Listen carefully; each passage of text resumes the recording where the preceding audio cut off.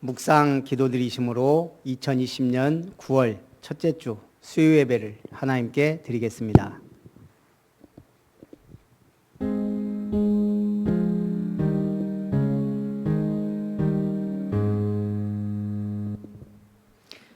절대 언약을 향하여, 절대 계획을 따라, 절대 여정을 향해, 절대 목표를 잡고 함께 갈 수 있도록 은혜 주심을 감사드립니다. 절대 언약 붙잡고 천국의 일꾼으로 섬기는 자가 되어 하나님께 영광 누리게 하옵소서. 이 예배를 통해 하나님 영광 받으시기 원하며 살아계신 주 예수님의 이름으로 기도하옵나이다. 아멘. 찬송 254장 하나님께 드립니다.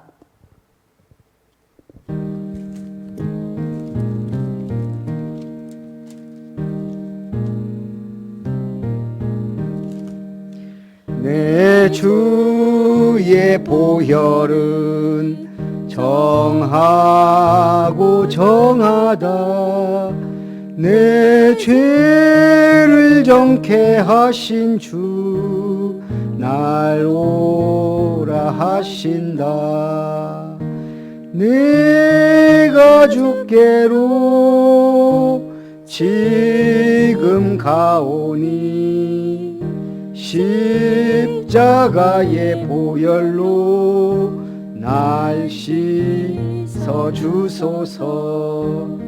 약하고 추해도 주께로 나가면 힘 주시고 내 추함을 곧 씻어 주시네. 내가 주께로 지금 가오니 십자가의 보혈로 날 씻어 주소서. 날 오라 하심은 온전한 믿음과 또 사랑함과 평안함 다 주려 함이라. 내가 주께로 지금 가오니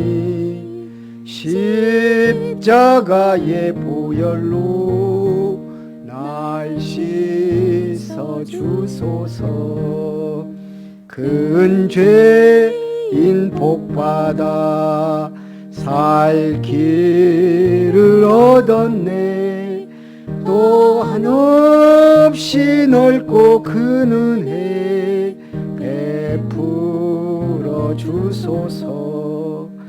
내가 주께로 지금 가오니 십자가의 보혈로 날 씻어 주소서. 그 피가 맘속에 큰 증거 됩니다. 내 기도 소리 들으사 다 허락하소서. 내가 주께로 지금 가오니 십자가의 보혈로 날 씻어 주소서. 아멘.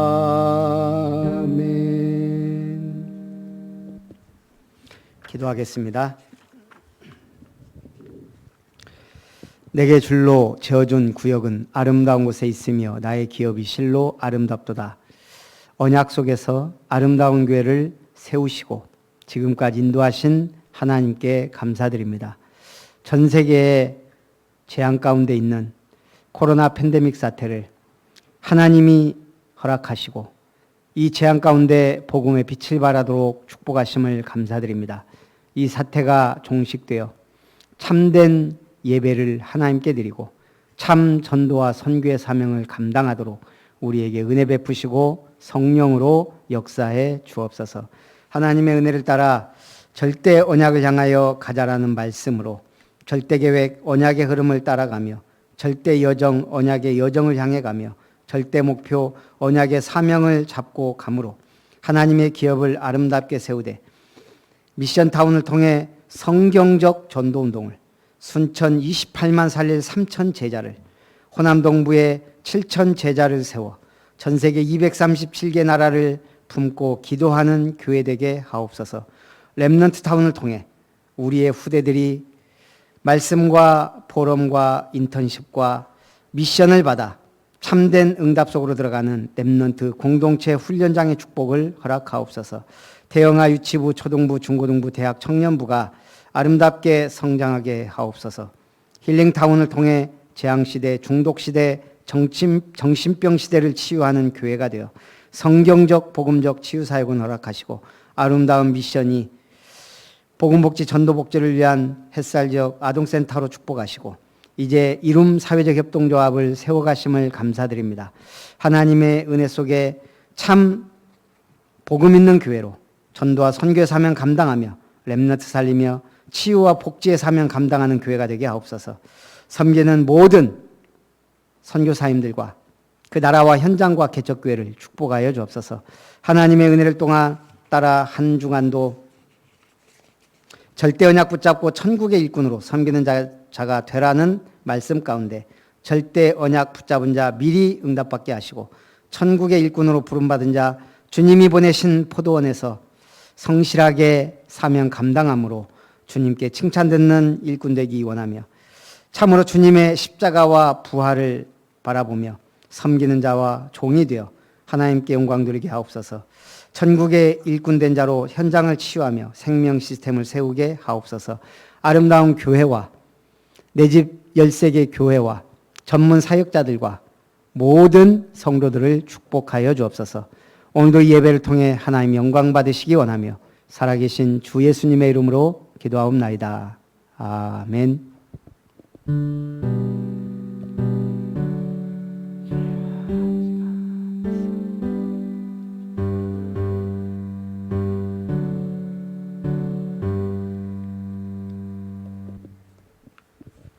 하나님 말씀 에스라서 7장입니다.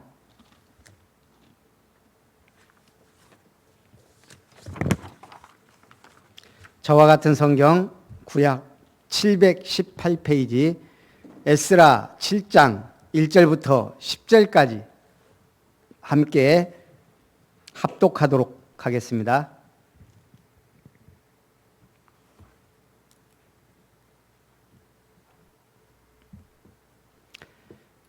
이 일 후에 바사왕 아닥사스다가 왕위에 있을 때에 에스라라 하는 자가 있으니라. 그는 스라야의 아들이요 아사랴의 손자요 힐기야의 증손이요 살룸의 현손이요 사독의 5대손이요 아히두베의 6대손이요 아마랴의 7대손이요 아사랴의 8대손이요 무라요의 9대손이요 스라히야의 10대손이요 우시엘의 11대손이요 붓기의 12대손이요 아비수아의 13대손이요 비느하스의 14대손이요 엘르아살의 15대손이요 대제사장 아론의 16대손이라.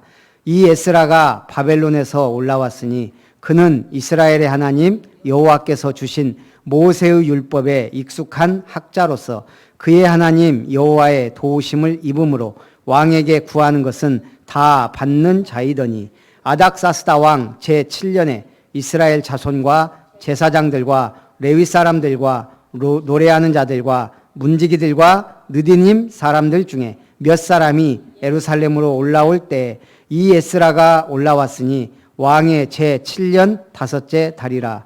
첫째 달 초하루에 바벨론에서 길을 떠났고 하나님의 선한 손에 도우심을 입어 5째 달 초하루에 예루살렘에 이르니라.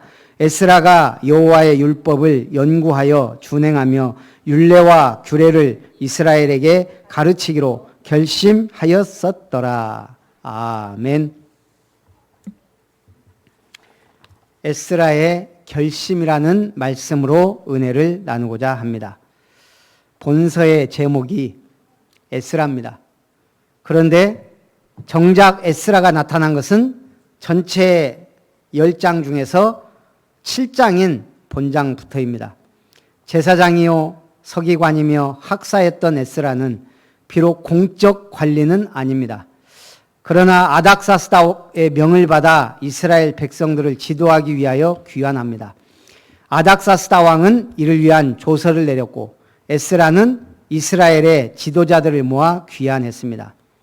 내용을 보면 1절부터 6절까지는 에스라의 족보가 서술되어 에스라가 대제사장 아론의 후손임을 강조합니다. 에스라는 아닥사스다 왕 7년 제2차 포로 귀환 시에 약 4개월의 여정 끝에 유다로 돌아왔습니다. 7절부터 10절. 그 다음에는 아닥사스다 왕은 에스라를 비롯한 여러 유다 백성들의 포로 귀환을 허락하고 재정적 원조를 명령하는 조서를 내렸습니다. 11절부터 26절. 그리고 마지막 에스라는 제2차 포로 귀환의 전 과정이 여호와 하나님의 은혜로 이루어졌음을 감사하고 찬양을 드립니다. 27절부터 38절까지. 그래서 첫 번째 에스라의 결심입니다. 에스라의 배경입니다. 에스라는 제사장 가문에 속한 자로서 제사장 아론의 16대 손입니다. 그러므로 그는 제사장이었지만 제사에 대한 부분보다는 하나님의 말씀, 즉 모세의 율법을 연구하는 데 더 관심을 가졌습니다. 그러므로 그는 제사장이면서 학사로 불렸습니다. 그의 이러한 서기관적이고 학사적인 성향은 그의 개혁운동의 진로와 방향을 제시하고 있습니다. 에스라의 개혁에서 시작하여 유대주의와 신약에서 볼 수 있는 것과 같은 유대교의 형태가 자리 잡게 된 겁니다. 더 중요한 건 에스라는 고위 관료가 아님에도 불구하고 왕의 신임을 받은 자입니다. 본문에 에스라에게 특별한 국가적 직책이 주어졌다는 내용은 나와 있지 않습니다. 느헤미야의 경우는 유다 총독으로 임명된 상태에서 사역했지만 에스라는 어떤 관직도 가지지 않았습니다. 그렇지만 그는 율법에 익숙한 학사라는 점과 제사장이라는 점에서 왕의 절대적 신임을 얻었습니다. 어느 정도 왕에게 구하는 모든 것을 얻을 수 있을 정도. 성경은 이것을 하나님의 도우심으로 가능했음을 밝히고 있습니다. 그리고 결론적으로 에스라의 결심입니다. 아닥사스다 왕 제7년, 즉 주전 458년 포로의 2차 귀환이 이루어졌는데 이 귀환의 지도자가 바로 에스라입니다. 이때 귀환자들 대부분 성직자들이었고 지도자적 위치에 있는 자들입니다. 이때 에스라가 중요한 결심을 했습니다. 그가 율법을 연구하여 스스로 준행할 뿐 아니라 백성들에게도 가르쳐야 되겠다고 결심한 것입니다. 그러한 결심은 후에 느헤미야의 도움을 입어 성공적으로 현실화됩니다. 에스라의 이러한 결심은 오늘 우리에게 하나님의 말씀을 대하는 태도가 어떠해야 하는지를 잘 보여주고 있습니다. 세상에서 기독교인들만큼이나 열심히 교육받는 집단도 드물다 그럽니다. 평생을 살면서 성경을 배웁니다. 그러나 아이러니하게도 배울 뿐 거기에서 그치는 자가 많다 그럽니다. 성경은 알되 믿음이 따르지 않습니다. 전도를 배우되 전도하지 않으며 기도를 배우되 기도하지 않으며 선을 배우되 선을 행치 않으며 사랑과 희생을 배우되 사랑과 희생을 하려 하지 않는 종교가 되어간다 그럽니다. 저는 이걸 보면 좀 태권도를 보는 것 같아요. 우리 어렸을 때는 다 태권도 가르쳐요. 초단만 따면 땡. 조금 잘하면 이제 태권도를 안 가르쳐요. 꼭 선수들 될 사람들만 이제 합니다. 사실 태권도는 제가 볼 때 생활체육으로 어른들도 하기 좋거든요. 근데 왜 안 할까? 하면 좋은데. 복음도 마찬가지예요. 우리는 성경을 배우고 성경대로 살면 다 축복받는데 어느 날 내가 스스로 졸업을 해요. 이제 나는 성경 안 봐도 돼. 듣는 것만으로 충분해. 듣고 행하지는 않아요. 지식은 쌓이나 응답은 받지 않는 그런 종교인이 되어갑니다. 오늘 우리는 자신할 수 없는 게 신앙생활입니다. 신앙생활에서의 방심은 금물입니다. 선 줄 알았던 다윗처럼 넘어질 수 있고, 능력이 많았던 엘리야처럼 내 목숨 거둬주십시오라고 좌절할 때가 있을 수 있으며, 우리는 서로 유다처럼 예수님을 따르다가 배신자가 될 수도 있습니다. 나의 연약함이 나를 배도자로 만들 수도 있고 하나님을 욕되게 하는 삶을 살 수도 있습니다. 그래서 주신 말씀이 그리스도는 모든 문제 해결자다. 그러면서 주신 말씀이 오력을 받으라. 그러면서 주신 말씀이 미리 응답받아라. 미리 봐야 미리 갖고 미리 누리고 정복하고 성취하라는 언약을 주신 줄 믿습니다. 두 번째, 왕의 조서입니다. 아닥사스다 왕의 조서는 크게 세 부분으로 나눕니다. 그것은 인적 지원, 그리고 재정적 지원, 그리고 보호의 약속입니다. 왕은 먼저 에스라에게 유다인 중에서 필요한 사람은 누구든지 함께 데리고 올라갈 수 있도록 조처를 취해 주었습니다. 비록 에스라에게 관직이 주어지지 않았지만 왕은 그에게 상당한 권위를 부여해 주었습니다. 그러나 그의 권위가 세속적이고 관료적인 게 아니란 점은 그의 초기 사역이 어려웠고 실패에 가까웠던 점을 설명해 줍니다. 한편 에스라는 왕이 부여해 준 권위를 통해 많은 지도급 인사들을 동행하여 귀환할 수 있었습니다. 두 번째는 재정적 지원입니다. 왕은 인적 지원에 이어 에스라의 사역에 필요한 재정적 지원을 약속합니다. 왕과 모사들이 드리는 은, 금, 바벨론 온 도에서 얻을 은, 금, 백성과 제사장들이 드리는 예물, 기명 외에도 필요한 것은 무엇이든지 왕의 내탕고에서 취해가도록 하였으며 강 서편의 창고에서도 은, 밀, 포도주, 기름, 소금 등을 지원하도록 했습니다. 파격적이죠. 이스라엘 왕이 아니에요. 바벨론의 왕이 에스라에게 모든 파격적인 지원을 한 겁니다. 왜 그럴까요? 그것은 하나님께 제사드림으로 왕과 그의 나라에 화가 미치는 것을 막기 위한다는 것입니다. 왕이 알았다는 거예요. 하나님을 섬기면 복이 온다는 사실. 비록 왕의 동기가 그리 성경적이고 신앙적인 것은 아니었을지라도 이것은 에스라의 사역과 이스라엘 부흥에 큰 힘이 되었습니다. 그리고 세 번째, 왕은 보호의 약속을 합니다. 왕은 인적, 재정적 지원에 이어 에스라의 사역이 권위 있고 효과 있게 수행되도록 하기 위해 특별한 명령을 내립니다. 그것은 하나님의 전에서 일하는 자들에 대한 면세 조치, 에스라에게 관직 임명권을 부여한 겁니다. 마지막으로 그의 사역을 반대하거나 방해하는 자에게는 처벌이 내려질 것을 명령하였습니다. 왕이 취한 이러한 일련의 조치들은 에스라가 하나님의 일을 하는 데 있어 많은 힘이 되었습니다. 여러분, 교회는 비록 적어 보여도 하나님의 전이요, 하나님의 교회예요.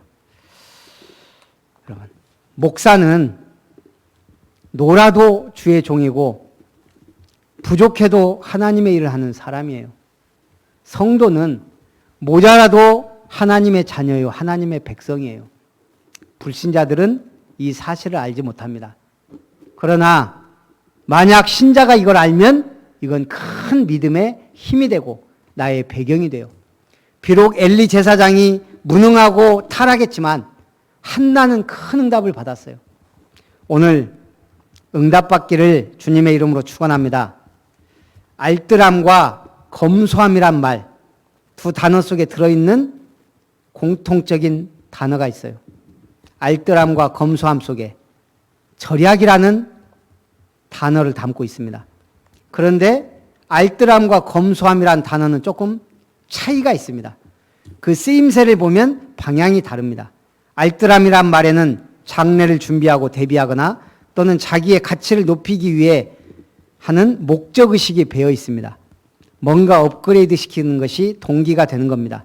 집을 장만하는 것, 자기 향상과 출세 등을 위해 또 결혼을 위해 돈과 시간을 절약하는 경우 알뜰함이라 씁니다. 그러나 검소함이란 말은 뭔가를 준비하는 것보다는 간소하고 심플한 삶을 사는 것에 적합한 말입니다. 빡빡하고 긴장된 삶을 떠오르게 하는 알뜰함과 달리 검소함은 자연스러움과 여유로움, 덕스러움의 분위기가 쓰입니다. 이 말은 얼핏 비슷한 말 같지만 사람의 욕구와 성취 동기에 따라 다르게 쓰인다는 겁니다. 또 신앙과 신념이란 말도 둘 다 믿음이라는 단어를 담고 있습니다. 신앙, 신념. 그러나 방향은 전혀 다릅니다.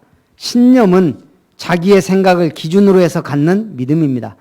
교회에 다님으로써 선하고 정직한 인격자가 될 것이란 기대와 결심, 최선을 다해 하나님 섬기면 천국에 가고 복을 받게 된다는 믿음, 이건 신념입니다. 누구나 공감할 수 있는 상식과 합리성을 갖고 있는 생각과 주장이 신념입니다. 그러나 반대로 신앙은 하나님의 말씀을 액면 그대로 믿는 믿음을 말합니다. 하나님의 말씀은 상식과 이성으로 납득하기 어려운 게 많습니다. 사람의 기준과 과학과 도덕의 잣대로 맞지 않을 때가 많습니다. 또 악한 사람들이 개과천선해서 선한 사람 되는 것을 목표로 삼지도 않습니다. 하나님은 죄인이 예수를 믿으면 즉시 의인이라고 선언합니다. 옛사람 그대로인데도 말입니다. 하나님의 신자인 그가 얼마나 변하고 달라지느냐에 상관없이 천국에 들어갈 자로 확정 발표해버립니다. 내가 명색이 신자라고 하지만 앞으로 어떻게 변덕을 부리고 얼마나 하나님 망신시킬지, 얼마나 죄악 속에 빠져 있을지 자신도 없고 알 수도 없지만 예수 안에 영원토록 의인이라고 선언합니다. 이게 뭐예요? 신앙이에요. 내 신념으로 도저히 믿을 수 없는 하나님의 말씀을 그대로 믿고 누리는 것, 이것이 신앙입니다. 그래서 우리는 신앙생활을 해야 하는 것입니다. 세 번째, 송축입니다. 에스라는 일의 진행 상황을 기술한 후에 이스라엘의 하나님 여호와를 송축합니다. 여러분, 가장 수준 높은 신앙이 뭐예요? 하나님을 송축하는 거예요. 이러한 모든 환경은 결코 우연이 되거나 왕이 신앙심을 가지고 행한 것이 아니라 온전히 하나님의 역사하시고 섭리하심에 의한 것이기 때문입니다. 이와 같이 에스라는 너무도 잘 갖추어진 환경을 통해 그 가운데서 역사하신 하나님의 섭리를 발견하고 그것에 감사하며 찬양할 줄 아는 성숙한 지도자였던 것입니다. 우리 사람은 순간순간 절망하고 낙심합니다. 임상 심리학자 브렌트 박사는 절망을 세 종류로 분석했습니다. 하나는 자기 중시형입니다. 자기를 남달리 특별히 대우해 주기를 은근히 바라는 사람들이 자주 절망한다 그럽니다. 이런 사람들은 우선 자기의 기대가 너무 확대되어 있다는 사실을, 자기의 이기주의를 인정하지 않으면 절망 증세에서 벗어나기 어렵다는 거예요. 두 번째는 냉소형입니다. 여기에 속하는 사람은 대개 어려서 혹은 청소년 시기에 많은 절망의 전력이 있어 절망이 생활화된 사람, 만성화된 사람들입니다. 자기를 방어 혹은 변명만 하려 하고 불평, 불만이 끊이지 않습니다. 이걸 고치는 데는 많은 시간이 소요된다 그럽니다. 셋째는 묵종형입니다. 묵종. 여기에 속한 사람은 눈치작전, 아부작전으로 남의 관심을 자기에게 모으려고 안간힘을 씁니다. 왜냐하면 자기가 기대하는 것처럼 남들이 자기에게 관심을 가져주지 않기 때문에. 오늘 우리는 절망할 것도 낙심할 것도 없습니다. 누구에게 사랑을 받은 사람이에요? 하나님의 사랑받은 자입니다. 우리는 하나님의 관심 안에 있는 자입니다. 그래서 하나님이 관심 갖는 일, 천국을 위해, 하나님의 나라를 위해 일하는 백성들 되시기를 바랍니다. 하나님께서 어떻게 이러한 상황을 조성하셨는지에 대해 에스라는 다음과 같이 말합니다. 하나님께서 왕의 마음에 성전을 아름답게 할 뜻을 두셨고 왕과 모사들과 방백들 앞에서 은혜를 얻게 하셨다는 겁니다. 이처럼 사람의 마음에 선한 뜻을 두시는 하나님의 역사, 이게 아니었다면 에스라의 사역과 귀환은 불가능했을 겁니다. 참 하나님의 능력이 대단해요. 바로 왕의 마음은 강팍하게 했어요. 10가지 재앙이 끝날 때까지도. 그러나 아닥사스다의 왕의 마음은 부드럽게 했어요. 부드럽게 하기도 하고 강팍하게도 하는 사람의 마음을 움직이는 것은 하나님입니다. 우리가 힘든 가시밭길을 가는 것, 비단길을 가는 것도 하나님의 뜻입니다. 거기에 우리는 묵묵히 아멘하며 말씀 붙잡고 나아가면 가시밭길은 가시밭길이 아니에요. 비단길도 비단길이 아니에요. 오직 하나님의 뜻을 이루는 길인 줄 믿습니다. 그런데 이게 누려져요. 감사해요. 기뻐요. 문제가 오고 어려움이 하고 힘든 일이 왔는데 크게 낙심도 절망도 안 돼요. 그게 하나님 주는 힘인 줄 믿습니다. 드디어 에스라는 주전 458년 많은 지도자들과 동행하여 예루살렘으로 돌아왔습니다. 이렇게 하여 느헤미야보다 12년 먼저 그의 사역을 시작한 겁니다. 에스라가 가장 버린 게 뭐예요? 바벨론에서 누리던 모든 특혜들을 버리고 귀환했다는 사실입니다. 왕의 인정받는 제사장이었어요. 가만히 있어도 복을 받습니다. 그러나 바벨론의 부귀 영화를 놔두고 굳이 가시밭길, 이스라엘 개혁을 위하여 온 겁니다. 그래서 참 지도자입니다. 오늘 우리가 망고의 진리가 있죠. 심는 대로 거둔다 그럽니다. 그런데 우리가 식물도 심는 것이 있고 뿌리는 것이 있고 놓는 것이 있어요. 배추같이 작은 씨앗은 뿌립니다. 토마토와 벼와 같은 작물은 심는다 그럽니다. 근데 놓는다고 할 때가 있어요. 할머니 뭐예요? 밭에서 마늘 심고 있는 분한테 물어보면 뭐라고요? 마늘 놓는다 그래요. 생강이나 마늘이나 감자처럼 그 본체를 잘라서 심는 것은 놓는다 그래요. 어찌 됐든 어떤 식물은 심어야 나고 어떤 식물은 뿌리기만 해도 나고 어떤 식물은 잘라서 놔야 돼요. 그리해야 뿌리가 내리고 싹이 나고 열매를 맺습니다. 한마디로 뭐예요? 심는 대로 거두고 뿌린 대로 거둡니다. 미국 대사를 지낸 제임스 레이니 교수는 미국 에모리 대학의 캔들러 신학대학 교수로 재직하던 시절 건강을 위해 매일 걷거나 자전거를 타고 출퇴근을 했습니다. 근데 이 사람이 걷거나 자전거를 타고 가면 고급 주택가를 지나가게 되는데 늘 벤치에 노인 한 사람이 앉아 있는 거예요. 이 노인과 아무도 대화를 하지 않아요. 지나갈 때마다 혼자 외롭게 앉아 있는 거예요. 그래서 레이니 박사는 이 노인과 같이 이야기를 하기 시작합니다.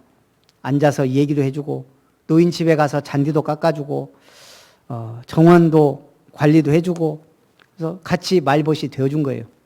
세월이 지나고 난 다음에 아침에 지나가다 보니까 노인이 없는 거예요. 저녁 때 퇴근하다 보니까 벤치에 노인이 없는 거예요. 그래서 집에 찾아가 보니까 이 노인이 세상을 뜬 겁니다. 그래서 장례식장에 갔는데 알고 보니 그 노인이 코카콜라 회장이었어요. 보통 부자가 아닌데 아마 고집이 셌든지 부인이 없든지 자식들도 같이 안 살고 혼자 외롭게 있었습니다. 이분이 유언을 썼습니다. 나의 친구 레이니에게. 당신은 2년 동안 내 집 앞을 지나면서 나의 말벗이 되어준 친구였어. 나의 친구 레이니 고마웠어. 내가 당신에게 25억 달러의 코카콜라 주식 5%를 유산으로 드립니다. 제임스 레이니 교수는 그 돈을 자기가 쓰지 않고 대학에 기부하여 노인의 유산을 값지게 사용했습니다. 그로 말미암아 에모리 대학교는 급성장하여 남부의 유명한 대학이 되었고 에모리 대학은 16년간 레이너 박사를 총장으로 모셨습니다. 심은 대로 거두는 거예요. 우리가 복음의 씨를 심으면 복음의 열매를 거둡니다. 큰 은혜와 응답 있기를 바랍니다. 결론, 본장에 이르러서야 비로소 등장한 에스라는 여러 가지 유리한 환경에 서서 사역을 시작합니다. 그러나 그것은 거저 주어진 것이 아니라 그의 평상시, 그의 신앙과 믿음의 생활이 그렇게 만든 겁니다. 그거에 대한 대가라고도 볼 수 있습니다. 영적인 교훈이 뭡니까? 하나님께서는 하나님의 일을 진행시켜 나갈 때 사람을 도구로 쓰십니다. 초자연적인 이적을 통해 초역사적으로 일할 수 있는데 굳이 하나님은 부족하고 연약한 사람을 통해 일하십니다. 여러분과 나라와 우리를 통해 일하시기로 작정하셨다 이 말입니다. 오늘 포로 귀환 시대에 하나님께서 들어쓰신 사람 중 하나가 에스라입니다. 그는 제사장인 동시에 율법에 등한 학사로서 결심한 겁니다. 뭐라고요? 이 율법대로 살고 이 율법을 백성에게 가르치겠다. 그랬더니 하나님은 이방 왕에게도 인정받을 만한 능력 있는 사람을, 이방 왕이 무엇이든 무조건 지원해주는, 지원을 받는 지도자로 응답받게 된 신앙의 사람이 된 겁니다. 하나님께서는 이런 사람, 즉 에스라처럼 준비된 사람을 지도자로 들어 쓰십니다. 지도자가 준비되기 위하여 뭐 해야 돼요? 미리 봐야 돼요. 미리 가져야 돼요. 미리 누리고 있어야 돼요. 미리 정복해야 돼요. 미리 성취되길 기도하고 있어야 됩니다. 이 축복과 응답을 함께 누리기를 주님의 이름으로 축원합니다. 살아계신 하나님 감사합니다. 제사장 겸 학사였던 에스라는 중대한 결심을 합니다. 하나님의 말씀대로 살기로, 이스라엘 백성들에게 하나님의 말씀을 가르치기로 결심할 때 하나님은 왕을 통해 사람과 물질적인 재정적인 지원과 보호할 것을 약속했던 것처럼 하나님, 우리가 복음을 위해 결심하고 결단할 때 하나님은 모든 환경과 물질도 만남도 축복으로 이어질 것을 믿습니다. 한 주간도 하나님 주시는 말씀 속에 천국의 일꾼 된 자로서 절대 언약 붙잡고 섬기는 자와 종이 되어 하나님께 영광 돌리는 복된 주간 되게 하옵소서. 최고 영광 주님께 돌리며 살아계신 주 예수님의 이름으로 기도하옵나이다. 아멘.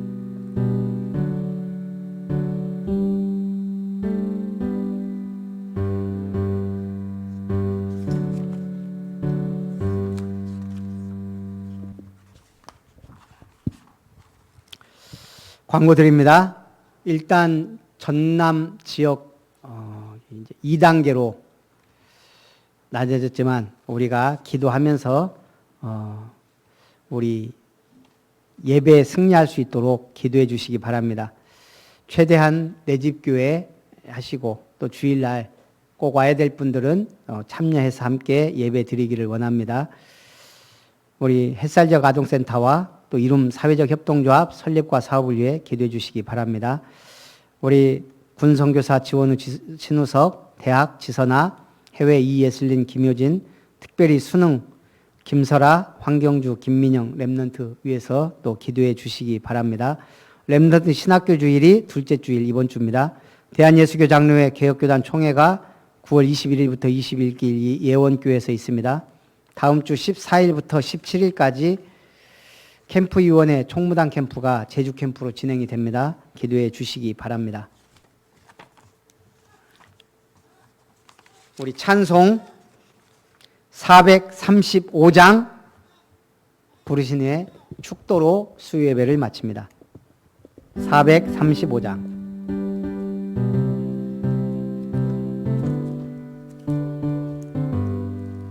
나의 영원하신 기업 생명보다 귀하다. 나의 갈 길 다가도록 나와 동행하소서.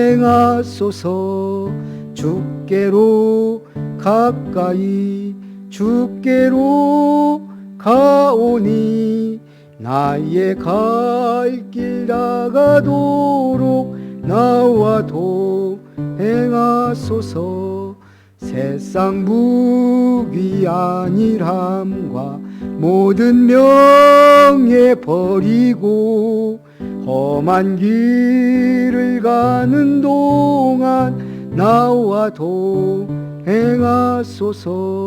주께로 가까이 주께로 가오니 나의 갈 길 다가도록 나와 동행하소서.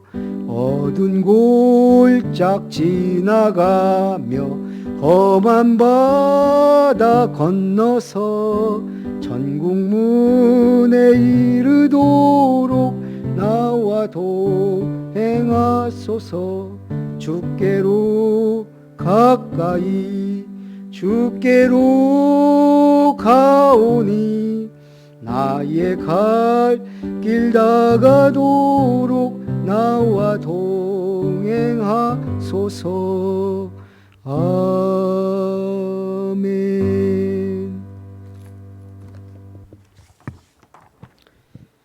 이제는 우리에게 언약을 주시고 언약의 백성으로 삼으신 하나님의 그 크신 사랑하심과 언약 성취의 모델이 우리의 영원한 주인 되신 주 예수 그리스도의 놀라우신 은혜와 우리를 하나님의 자녀로 천국 백성으로 천국의 일꾼으로 그리스도의 제자로 세워가시는 성령 하나님의 놀라우신 역사하심이 오직 영혼 구원을 위하여 하나님의 말씀 성취를 위하여 주님의 몸된 교회를 든든히 세우기 위하여 하나님의 말씀을 붙잡고 결심하며 결단하며 하나님의 말씀대로 살기를 소원하는 모든 언약의 백성들, 아름다운 성도님들, 렘넌트들 위에 저들의 가정 위에, 산업 위에, 학업 위에, 만남 위에, 미래 위에, 모든 삶 위에 이제로부터 영원토록 항상 함께 있기를 간절히 축원드리옵나이다. 아멘.